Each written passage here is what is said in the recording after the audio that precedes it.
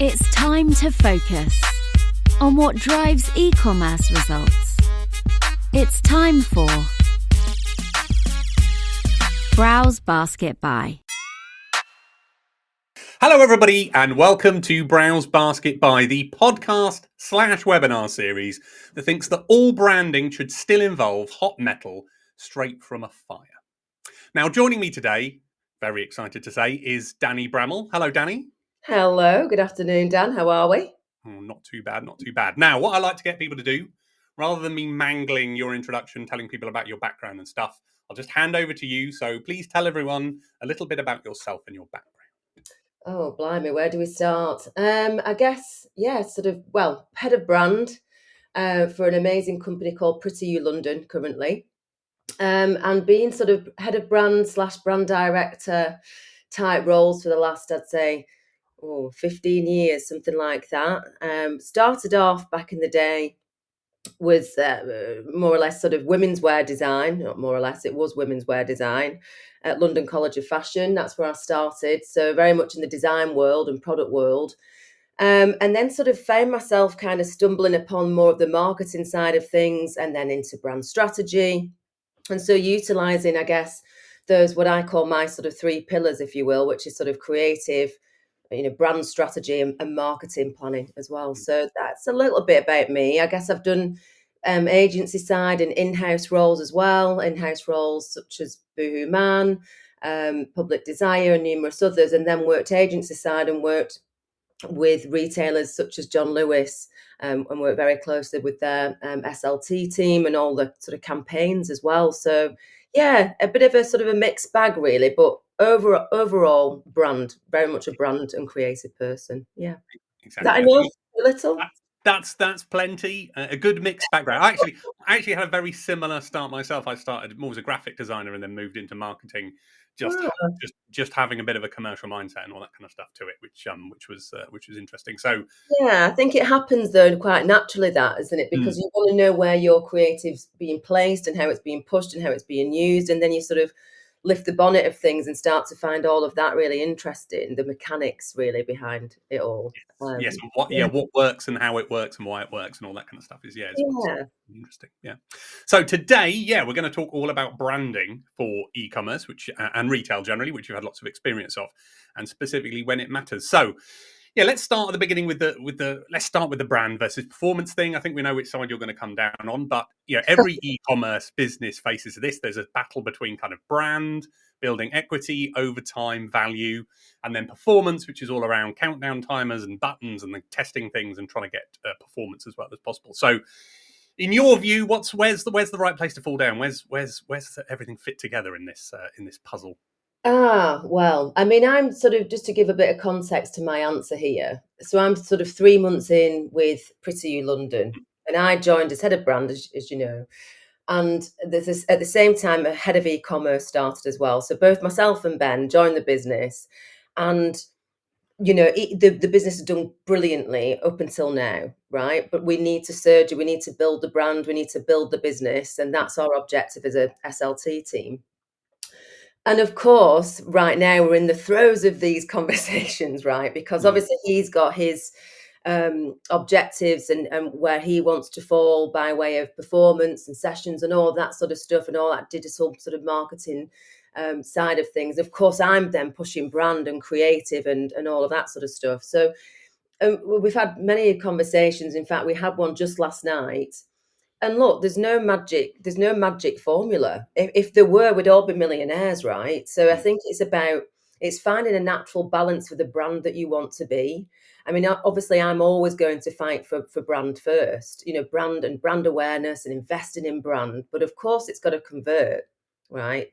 It's got to, ultimately, what we're all doing is selling product, ultimately, right? So even as a creative person, I have to lean on the side of, if something's not performing well, let's take, for example, a recent challenge we've had with some of the model selects. I came into the business and we sort of cleaned up, if you will, or just sort of elevated, a different look and feel to what historically had been done for the brand. Nothing too dramatic, but just about a general sort of reshoot. And some of the models are performing brilliantly, and some of the model selects are not. And I have to swallow that, right, and to sort of say, okay, from a creative and a brand kind of representation point of view, these worked for me, and these worked for what I believe are going to attract more audience, new audiences, and not to offend existing too much, right? But invariably, some of the numbers there are showing that a couple of the models in certain products, the audience aren't liking them too much. So I guess I have to swallow that and say, right, okay, we take note from that, and we take learnings from that. And I think ultimately, that's what it's all about. It's about testing and learning, because even as a brand that's well established, you'll see a switch up. Every few years they'll switch it up again, just to keep things fresh, just to keep exciting consumers and attracting, whether it's a younger audience or an older audience that they're going after, to broaden that that customer base. Does that answer your question? Yeah, it does. Yeah, and I think so. As you say, it's almost optimization and testing and learning on both sides, right? There's a very obvious sort of history of that on performance, but brand is the same, right? It's about figuring out what works and then using that more. Exactly. Exactly. There's no, I mean, and again, this is probably something I'll harping on about throughout this podcast. And if people are listening to this call that know me, they'll start laughing, because I say it all the time, and it's about asking the audience, testing the audience, seeing what their reaction is. And sometimes, look, if it's not a great reaction, is that necessarily a bad thing? Has it caused some kind of attention? Is it the right kind of attention or not? We have to keep learning and keep testing, and that's what creative's all about. I remember at Public Desire days, and this is, wow, how long ago was I there? Quite a while ago now, and it was at the point where they were so digital, they were so through the line, below the line, they're totally obsessed with social. I then had to encourage them to do above the line activity, because they'd just never done it before. But it was around that time that personalization really started to kick in. Let's do some regional activity, regional campaigns, do it where we're personalizing that creative. Let's see what products they engage with, what tone of voice, all of that sort of stuff, and let's see what really gains traction. And now, of course, personalization is a given. It's standard, but back then it was something that was kind of relatively new, by way of bespoke creative, and not one size fits all sort of mentality, which some brands still do. But I think the audience expects more now. I think consumers expect more. And we're seeing that trend change as well. I know that one of your questions is likely to be around, sort of, that sort of fast kind of purchase mentality. And you expect that on Amazon, right? You expect to be quick at the checkout with even looking at Amazon, you bought something, right? That's how sort of smooth it is. But then it depends on what product you're selling. If you're selling a quality product, people want to consider that for longer, right? So the purchase journey is much different. So yeah. So yeah, you mentioned between you and this e-commerce performance person who's come in, there's a bit of you mentioned the word fight, but there's a bit of a tension between the two things. Can that be a healthy tension? Is there a way of making that a healthy tension between the two? It has to be. It has to be. You've got to respect each other's worlds, because we have to coincide with one another. So it's just about negotiation, really. Who wins? Who wins the fight? It depends on, again, down to building a brand for longevity, or is it a quick win? Let's say, for example, an obvious one is, how long do we stay in sale?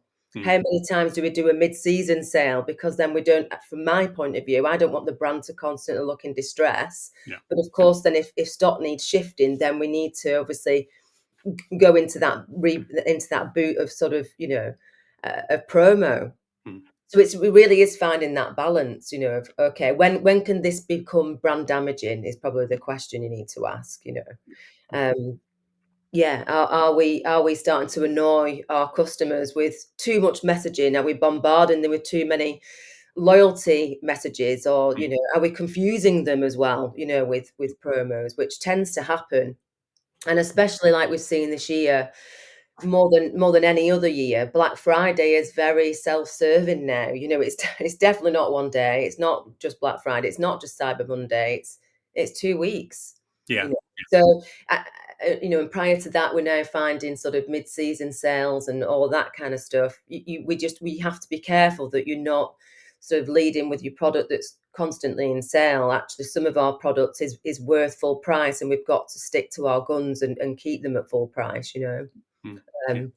But yeah, it's a healthy. I wouldn't say tension. It's always a healthy debate. Okay. Debate is fine. Yeah, debate, tension, whatever. Yeah, if that's the right word. Yeah, no, it's absolutely. It's always a balance, and it's about finding the right way through, and as I say, a healthy debate about what's the right approach. Yeah, and you've worked both online brands and in store, physical brands as well with store presences.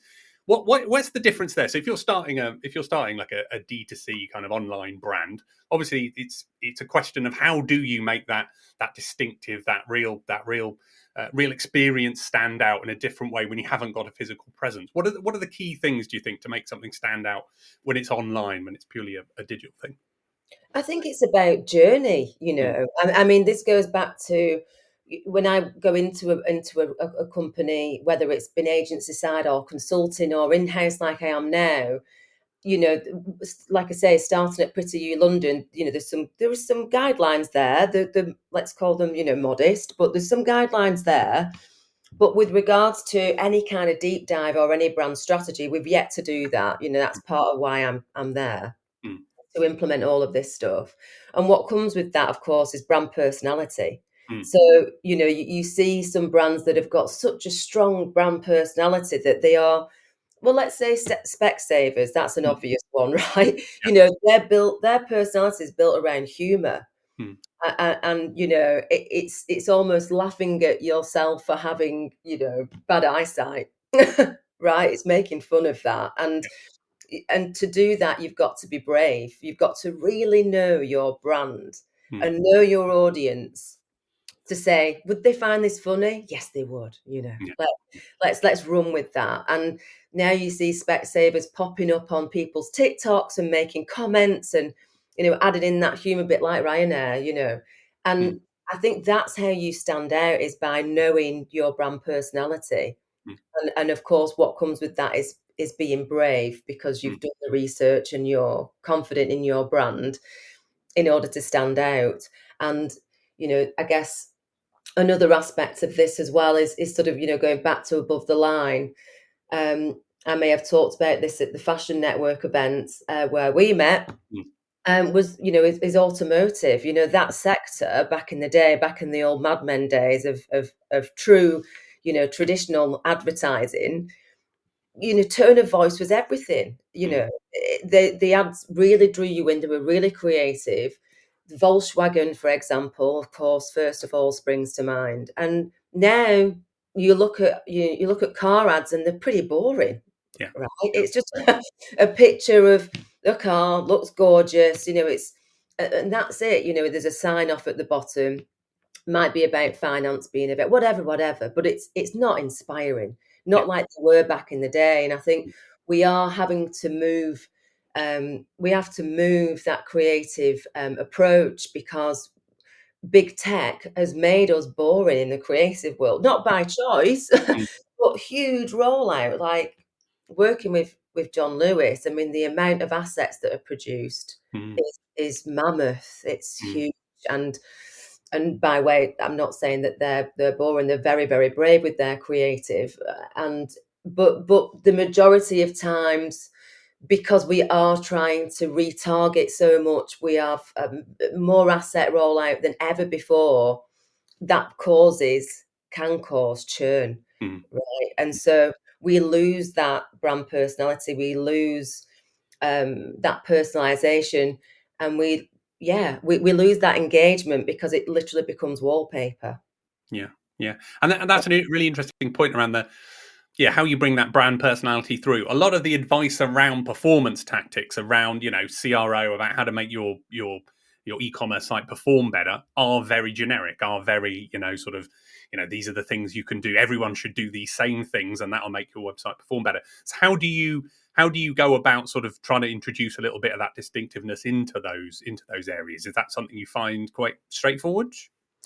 Into which particular areas, Dan? Sorry. So if you're working with, as I say, you've got someone else who's in charge of the sort of e-commerce performance side, their job is very much, they're thinking about page elements and what can they add and take away and move around and make the checkout flow easier and all that kind of stuff. And most of the advice around that area is, as I say, pretty generic. It's always this. It's basically like you use these tactics and that will make things better.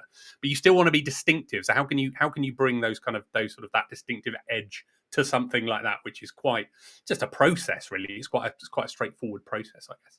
Yeah, I mean, that's UX, isn't it? That's UX versus content, I think, is probably the question here, isn't it? UX wise, it's okay, what flows best. I mean, Ben, like I say, has done loads of work already with we've got a new theme, for example, constantly updating the checkouts, constantly updating the color swatches, and trying to make that journey as smooth as possible. But by way of, and that is to a point generic, to a point, but I guess to stand out in those within that journey, it's content. So it's, are we showing enough of the product detail? Are we showing enough angles? Are we showing them what they want to see? Is the video engaging? Is it showing the fabric and how it falls well? Are we showing variation of model and size, and skin tone? Are we inspiring?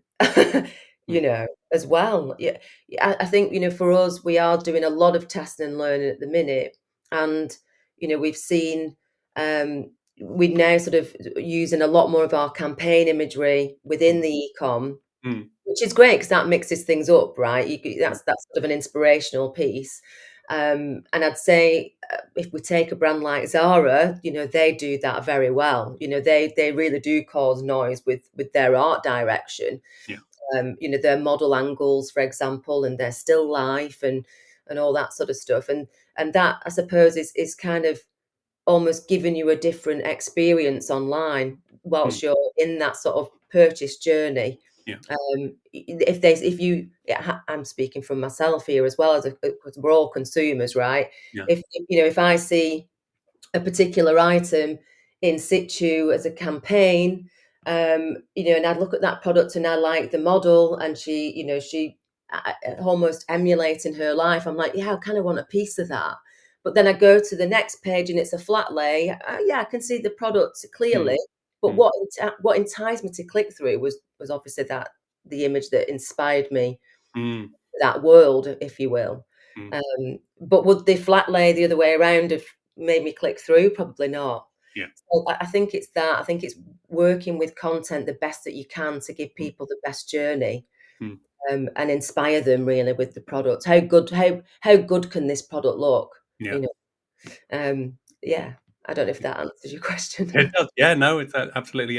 One thing that occurs as well, one thing I've talked to a lot of retailers about at events as well, there's a big focus often on an e-commerce site about product discovery, about product recommendations and that kind of thing. And there's a real balance between, it's really interesting to talk to different kinds of retailers with different kinds of brands about this challenge. How do they balance discovery with serendipity, if you like? So how do they balance, people who are searching for a very specific thing? I want a red jumper. It's very easy to say, right, they'll search for a red jumper, find a red jumper, buy the red jumper. But if they're not sure what they're looking for, it's a bit trickier in the e-commerce world to just do that thing of like, how do you stumble across something and go, oh, actually, that's really interesting. And how do you put is there a lot of thought you put into that as well as part of the brand experience? Like, how do we get people to kind of not just search for specific things, but sort of broaden out and look around and have a bit of a browse, essentially, in an e-commerce environment? Okay, that's a big question. I guess that's a bit of a mixed question, as I interpret it to be. Because that's a brand awareness piece, isn't it? I mean, now I speak to friends, and they say when I'm in market and I'm ready to purchase, I've the cash in hand, I don't know where to shop. That's what they'll say. I don't know where to go. So it's a bit like, if you want to be front of mind, which is exactly where we want to be for Pretty You London, we want to be a brand first mentality brand. We want to be that sort of front of mind. We don't want people just to happen to, like you're saying, the serendipitous moment of stumbling upon us to say, oh, that's a nice pajama set. But I'm not in the market for a pajama set. Maybe one day, but then of course we're out of mind. It's the ideal, of course, is what everybody's striving for. Surely, it is that oh, I need some more pajamas. It's Pretty You London, obviously, is where I'm going to go first, and that is the ultimate goal, isn't it? To be completely front of mind.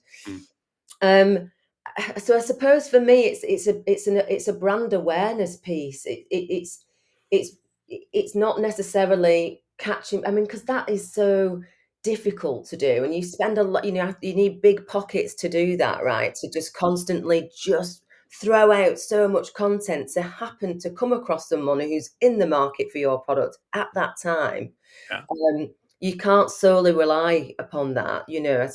I guess this is what the digital and e-com team do at Pretty You London. They are sort of monitoring and watching our audiences and our desired audiences. Of course, trying to strategize around the right time to serve them that ad, or to serve that the right content.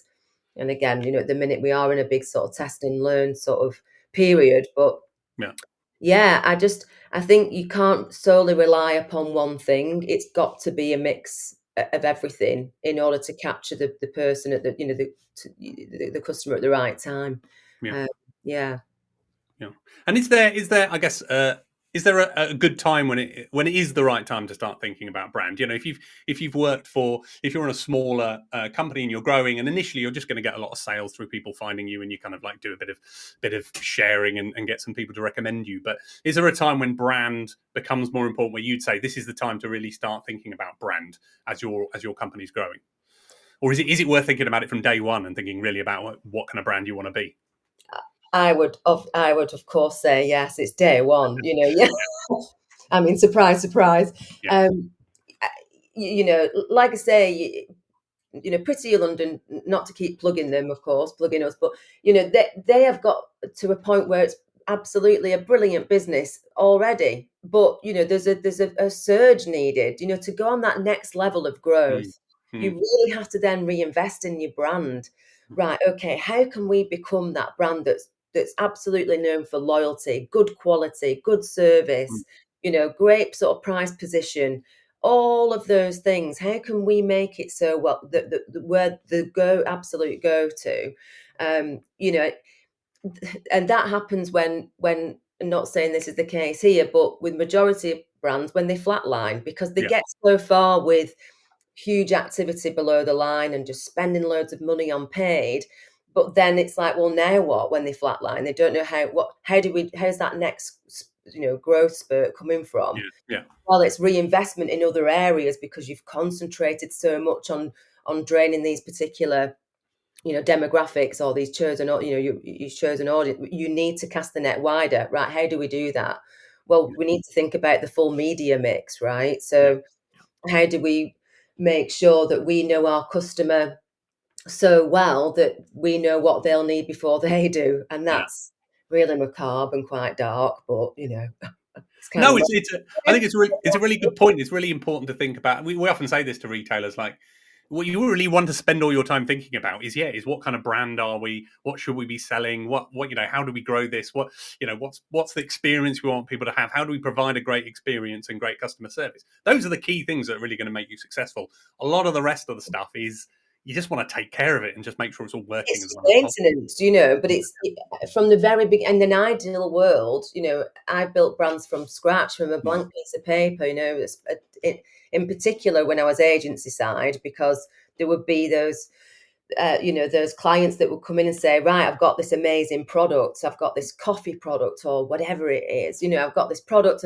but I don't know what to do with it. I don't know what we stand for. I don't know how we should sound. I don't know how we should look. Help, sort of thing, And you'd start the brand off from scratch, and they were the best projects because they completely had the right foundations to grow upon. It's just like building a house, right? You need solid foundations in order to keep the house sturdy and to build upon the house if you want to do an extension or, I know that sounds really cheesy, but you get what I mean. And Yeah, I think exactly. it's about having those right foundations in place. And, it's also not to build a brand. I always say this too. It's not to build a brand that's rigid either, Mm, or to mm, restrict. A mm. brand is there as almost, you have to humanize it. And like us humans, we grow and learn and we change. Our Yeah, core values stay the same, but ultimately we grow with what's ever change. We've got AI now, so how, as a brand, you've got to adapt to that. So yeah, it's not about giving something to, building something where it's not got the opportunity to grow and develop yeah, either. Yeah. So absolutely. day one is my answer. Day one, 100% get Yeah. on brand from day one. I mean, I think it's why most people would start an e-commerce brand, right? They've got an idea of, here's something I think I'm passionate about, I could sell, I could make, I could sell, and I've got a clear idea of what that's kind of going to look like, and what the and whether that's based on me, myself, my own preferences, or what I think it should be like. You're going to have a good idea of that Yeah, from the start. exactly. And also when it comes to MPD, right? So Mm, it's a bit mm, like, okay, you've got that one coffee product, but what would it look like if you wanted to launch, I don't know, a blended beetroot drink or whatever, something that's not actually, but it's within the sort of, the same wheelhouse. Yeah, drinks category. How does that look? Okay, well, this is our persona here for our coffee, but this guy actually lives with this wife, with this wife, with his wife, and his yeah, wife is actually not, she's anti-caffeine. So okay, yeah, so we're in that household already. How do we sell up to him for his partner? So it's all of that, really understanding, I guess, what your foundations are and what your chosen or desired audience is, and then how can we build upon that mm, whether, when we start to really do our product development. And in fact, what other products should we start to launch? Because that's the other question as well. So, because the possibilities are endless. Well, we could do this and we could do that. I've had clients in the past that have got ridiculously excited and started throwing out really crazy suggestions. And it's like, but yeah, when we have to challenge that back, but it comes back to brand and brand strategy again, and that kind of holds people in a bit more of control of spiraling into yeah. something that's probably not suitable. But Yeah, yeah. it gives you kind of a framework or guide rails about, these are the sort of things. This is where you should be, not wildly deciding. I do like the idea of a beetroot drink, nice and purple, nice bright Oh, purple. Blensmiths, there you go, was one of my old clients. So Write check them that down. out. Gonna make a note of that. There we go. So one thing we like to do, like to give everyone a bit of a practical takeaway. One thing they could just go away and do quite quickly, go and try, go and change, go and think about. So, Danny, have you got something brand related that people could go away and just think about quite quickly that might help them? Something that would, well, I would never advocate for anything quick. Oh, Is the first answer. I think nice. I like it. Subvert the question. That's absolutely fine. Yeah, yeah, go on. sorry, Dan. But yeah, never, because and again, this is something that goes back to what does good creative look like in the world of AI and everything else. This is another question I'm asked quite a lot, and my answer's so simple: it's time. We have started to become so quick at everything now. And we expect everything to be done so quickly. Mm, It goes back to the ads, right? The car ads. That was a bunch of people, copywriters and art directors in a room, mm, thrashing it out, test, and challenging each other in a room, probably for days and days until they got the right line. And now we're just sort of, everything needs to be quick. Well, in fact, no, you need to actually stop and give creative and give any sort of brand development. You need to give it some time and some thought and some craft. It needs craft. yeah, um so I think a takeaway would be, start to build more time into your day, into your development day. Go down a rabbit hole, allow yourself an hour a day to just research stupid things, because you never know when that might spark an idea off. So yeah. yeah. No, your practical takeaway is be curious. I think that is Be a curious. great Yeah, takeaway. yeah, Yeah, that is a great yeah. takeaway. People. Fabulous. Right, Danny, where can people find you if they want to find you online? They can find you on LinkedIn, right? LinkedIn, yes, is the easy one, and the only one, I think. The I mean, only one, Danielle Bramall. One day you're going to launch your own e-commerce brand, right? We talked about that. You're going to do that one day. Yes, one day, this one behind me, perfect human, one day will happen. Yeah. Get you back on and we'll talk all about how you've launched your own brand, because that would be very interesting for people. Danni, thank you so much for joining me today. That was really great, really useful, and I think some really nice little bite-sized nuggets for people to take away, like be curious and think in the long term and that kind of thing. So thank you so much. You're welcome. Thank you so much, Dan, for having me, and speak again soon. Thank you. Thanks everyone for joining us today. Bye-bye. Browse Basket Buy is brought to you by your friends at RevLifter. Promotions work, but they damage brand and margins. RevLifter's intelligent offers drive results by using behavioural signals to target the right customers at the right time. Customers typically see 20% more conversions, 30% higher AOV, 5% more revenue, and a 10% saving on promotional costs. So stop wasting discounts on people who'd buy anyway. Try RevLifter free for 90 days and they'll handle all the heavy lifting. Visit revlifter.com to find out more. That's revlifter.com.